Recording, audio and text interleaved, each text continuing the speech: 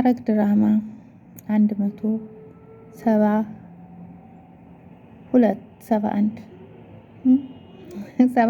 ነው እናንተ።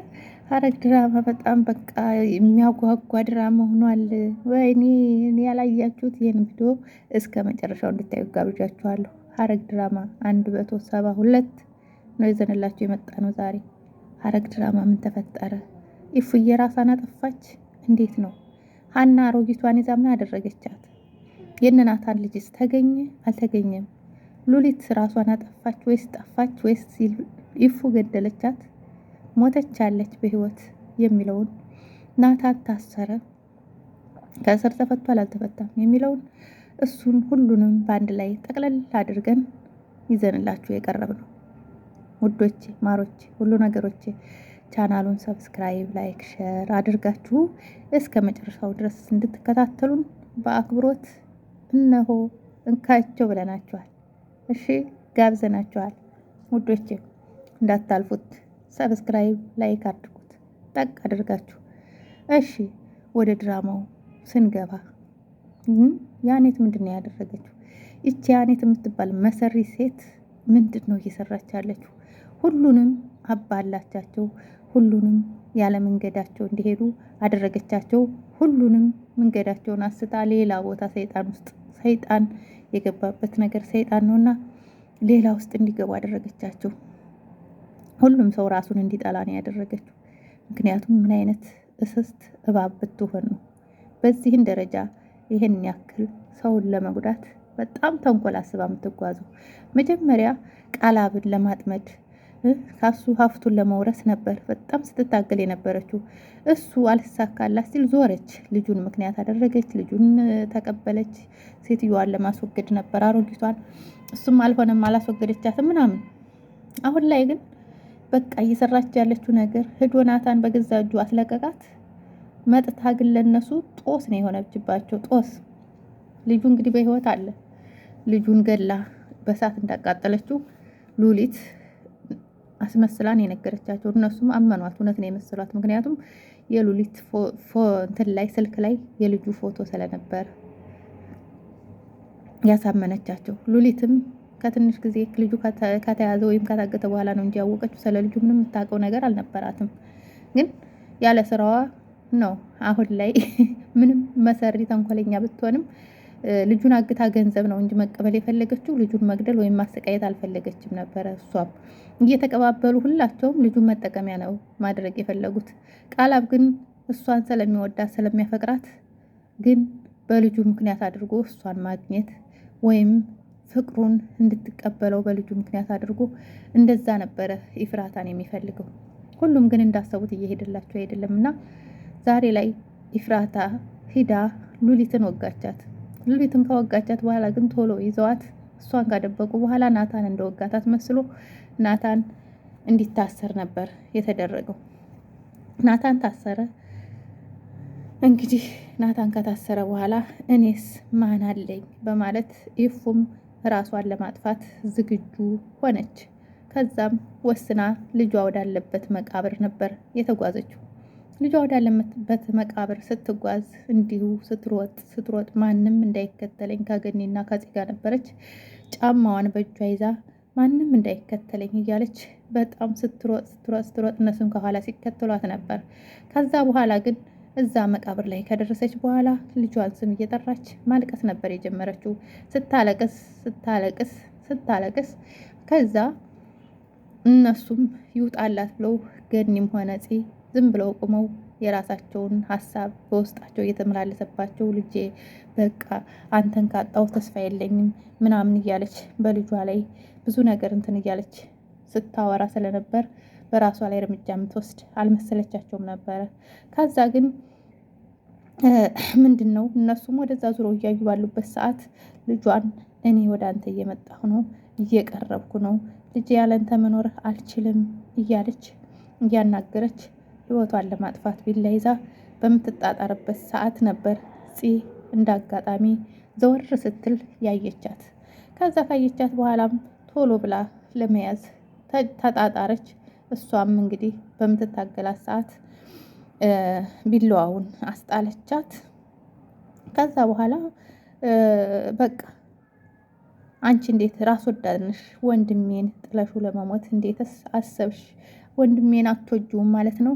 ለምን የራስሽን ለማጥፋት ፈለግሽ? እያለች ፂም በጥፊ እሷን መማታት ጀመረች። እሷም በቃ መኖር አልፈልግም፣ ተውኝ፣ እኔ መሞት ነው የምፈልገው እያለች ስትታገላቸው፣ እሷም ሆነ ገኒ እባክሽ ተይ ኤፍራታ፣ እባክሽ ራስሽን የምታጠፊ ፈጣሪም አይወደውም፣ ራሳችሁን አጥፉ አይልም። እንዲሁም ደግሞ በቀላችሁን እንደዚህ ቀኛችሁን ሲመታችሁ ግራችሁን ስጡ እንጂ ሰውን የዚህን ያክል በዚህ ደረጃ ተበቀሉ አይልም ፈጣሪ። ስለዚህ እንዴት ራስሽን ታጠፊያለሽ? እንዴት ራስ ወዳድ ትሆኛለሽ? ወንድሜስ ለአንቺ ሲል እኮ ነው የታሰረው። ወንድሜስ ለአንቺ ሲል እኮ ነው ብዙ ነገርን እየከፈለ ያለው። እንዴት ጥለሹ ልትሄጂ ታስቢያለሽ? ብላ በጣም ለወንድሟ ከመቆርቆሯ የተነሳ እያለቀሰች ነበረ። ፂም እሷን በጥፊ እየመታች ስትናገራት የነበረችው። ከዛ በኋላ እሷም በቃ ተውኝ፣ ጸጥ ብዬ ማልቀስ ነው የምፈልገው፣ ተውኝ ስትላቸው እሺ እንድንተውሽ ካፈለሽ ቢላዋውን አንጭ ስትላት ቢላዋው የት እንዳለ አላቅም አለቻት። ምክንያቱም በምትታገላት ሰዓት ቢላዋው ወድቆ ነበረ። ከዛ ገኒም እዛ ጋር አለ ቢላዋው ስትላት ፂም ሂዳ ቢላዋውን ያዘችና አሁን እኮ ወንድሜ እውነትም ሉሊትን ገላት ከሆነ ታስሮ ሊቀር ነው ማለት ነው ብላ ለገኒ ትላታለች። ገኒም አልሞተችም እኮ አለች። እናንተ እንትን ካላችሁ በኋላ አውጥተን ወደ ሐኪም ቤት ወስደናታል። እስከ ትናንትና ድረስ ነበረች። አሁን ግን ትሙት ትኑር የሚያውቀው ዳግም ብቻ ነው ትላታለች። እንደዛ ነው እንዴ? አልሞተችም በህይወት አለች ማለት ነው ብላ ፂም የያዘችውን ቢላ ይዛ ወደ የምትሄድበት ነበር የሮጠችው። ምክንያቱም ወዴት ነው የምትሄደው? እንግዲህ እንመጣበታለን። ከዛ አቶ ኤፍራታም እያለቀሰች እዛው ቀጠለች። ገኒም እባክሽ ተነሺ፣ ይበቃሻል ልጄ፣ ከዚህ በላይ አትሰቃይ ስትላት እኔ እኮ እንዳንቺ ወልጄ ልጄን አልጣልኩትም፣ ምክንያቱም እፈልገዋለሁ፣ ልጄን አልጣልኩትም፣ ልጄ በጣም ተሰቃይቼበታለሁ፣ ተሰቃየው ብዬ አልጠላሁትም፣ እፈልገዋለሁኝ እያለች እሷን ውስጧን የሚነካ ነገር እየተናገረች ስታለቅስ ነበር። ከዛ በኋላም እንደምንም ተነስታ ግን እሷም ወደ ናታን ነበር የሄደችው። ገኒም ወደ ቤት መጣች። ከዛ ማነው ስሟ ወደ የት ነው የሄደችው? ወደ ሉሊት ወዳለችበት ነበር የሄደችው። ከዛ እንዲሁም ይቺ ያኔት የምትባል ቤቱን አንድ በአንድ ተቆጣጥረው ሁሉም ማንም የለኝም ብላ ከላይ ከታይ እየተመላለሰች ነበረ። አቤል እንዳጋጣሚ ወደ እነሱ ቤት ሲመጣ ያገኘው እሷን ነበረ። እንዴ ማነሻ አንቺ ምን ታደርጊያለሽ እዚህ ሲላት፣ ምን አገባህ እኔ የቤተሰቡ አባል ነኝ፣ ቁልፍ ሰው ነኝ ትለዋለች።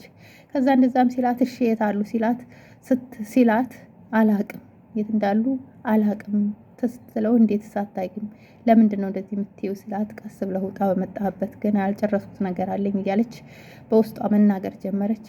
አቤልም ምን አይነቷ እብድ ናት እያለ በቆመበት ኋላ ላይ ምን እንዳለ ታውቃለህ ስትለው ዘወር ይላል። እሷም ተንኮል ነበር ያሰበችው። ዙሮ ሲዟዟር ገፍትራው ምን አይነት ጀዝባ ነው ብላ ገፍትራው ጥላው ሄደች። ከዛም አቤልም እዛው ቁጭ ብሎ መጠበቅ ጀመረ። ፂም እንግዲህ ወደነ ዳግም ወዳሉበት ዳግምና ሉሊት ወዳሉበት እየተጓዘች ነው። ከዛ መለስ ስንላችሁ ሀና የቃላብ እህት አሮጊቷን ይዛት ነበር። አሮጊቷን በካህረባ አንዴ ዝዛ አድርጋ አስፈራርታት ነበር። ልጁ ያለበትን ነገር ስትላት አልናገርም ስትል፣ ከዛም ነገረቻት ልጅ ስንት ተለፍቶ እንደሚመጣ፣ ቤት ምን ያክል ጊዜ እንደሚጨርስ ለመገንባት፣ ልጅም ደግሞ ምን ያክል ቀን፣ ምን ያክል ወራትን፣ ምን ያክል ነገርን ተለፍቶበት ወደዚህ ምድር እንደሚመጣ ነገረቻት። አሮጊቷ ምንም አልመሰላትም ነበር። ከዛ አልናገርም ስትል በሆነ በኤሌክትሪክ ነገር ነበረ እንትን ብላ ያስፈራራቻት። ከትንሽ ጊዜ በኋላ ደንዝዛ ከቆየች በኋላ ትንሽ ጊዜ በኋላ ነቅታ ምንድን ነው ያደረግሽ ስትላት፣ ምን እንዳደረግኩሽ አትጠይቂ፣ እንድታወሪም አልፈቅድልሽም፣ ቀጥ ብለሽ ልጁ ያለበት ቦታ ትወስጂኛለሽ አትወስጂኝም ትላታለች። ከዛ አላቅም ስትል አሁንም የቤተሰቦቿን ፎቶ እንዲላክላት ታዛለች። የቤተሰቦቿን ፎቶ አንስተው ስታሳያት እሷም ደነገጠች። እሺ በቃ ልጁ ያለበትን አሳይሻለሁ በማለት መንገድ ጀመሩ። ወጡ ከቤት። ቃላብም ወደ ውስጥ ገብቶ ተናዶ ተቀምጦ ነበር። ከዛ አቶ ኤፍራታ ደግሞ ወደ ናታን ሄደች። ናታንን እንግዲህ ለማግኘት ወደ እስር ቤት ነበር ያመራችው። እስር ቤት ሄደች። እስር ቤት ሄዳ ናታንን ስታገኘው በጣም በቃ እብድ ሁና ተንጨባራ በባዶ እግሯ ነበር የሄደችው። እሱም እንደዛው እብድ ሆኗል። ግን እሷና እሱ ሲገናኙ የባሰ ብሶታቸው ነው እየተቀሰቀሰ የነበረው። ማልቀስ ጀመረች። እሱም እያለቀሰ እባክሽ የኔ ጨረቃ ጠንክሪ፣ አሁን እኮ መጠንከር ነው ያለብን፣ ምክንያቱም የልጃችንን ገዳይ አግኝተናል፣ ስለዚህ መጠንከር ነው ያለብን ይላታል። ከዛ እሷም እኔ ምንም ያላንተ ባዶ ነኝ፣ እኔ ነኝ የገደልኳት፣ እኔ ነኝ መታሰር ያለብኝ፣ አንተ መውጣት አለብህ፣ ያለዛ እኔ መቋቋም አልቻልኩም ትለዋለች። እሱም እንደዚህ አይነት ቃላት እንድትናገሪ አልፈልግም፣ አንቺ ምንም አላደረግሽም፣ ጫፏንም አልነካሻትም፣ ስለዚህ አንቺ ምንም ጥፋት የለብሽም፣ አርፈሽ ተቀመጪ፣ ምንም ነገር እንዳታወሪ ይላታል። አይ እንግዳውስ እንደዛ ካልክ ሁለታችንንም አብረው ይሰሩን ትለዋለች። እሱ ደግሞ እባክሽ በዚህ ሰዓት አታስቂኝ ይላታል። ከዛ እንዴ እኔ ምን አስቅሃለሁ? ምክንያቱም አንተ 2 ዓመት ተፈርዶብህ ከሆነ 1 ዓመት ለኔ 1 ዓመት ለአንተ አድርገው ያቅልሉልን ትለዋለች። እባክሽን ሞኝ አትሁኝ የኔ ጨረቃ ምናምን ብሏት እያወራች ባለችበት ሰዓት እኔ ያላንተ መኖር አልፈልግም፣ መኖርም አልችልም፣ ወይ ቶሎ ውጣ ወይም ወደ አንተ እመጣለሁ እኔ ትለዋለች። ከዛ እሱም በዚህ ደረጃ እንደዚህ እያለቀሽ እያየሁሽ ቸው ልልሽ አልፈልግም ብሎ ካቆመችበት ነበር ጥሏት የሄደው። እሷም ናታን የኔ ናታን እባክህ ይቆጭሃል፣ ጥለኸኝ አትሄድ እባክህ እያለች በሩ ላይ ቁማ በሩን እየቀጠቀጠች ስታለቅስ ነበረ።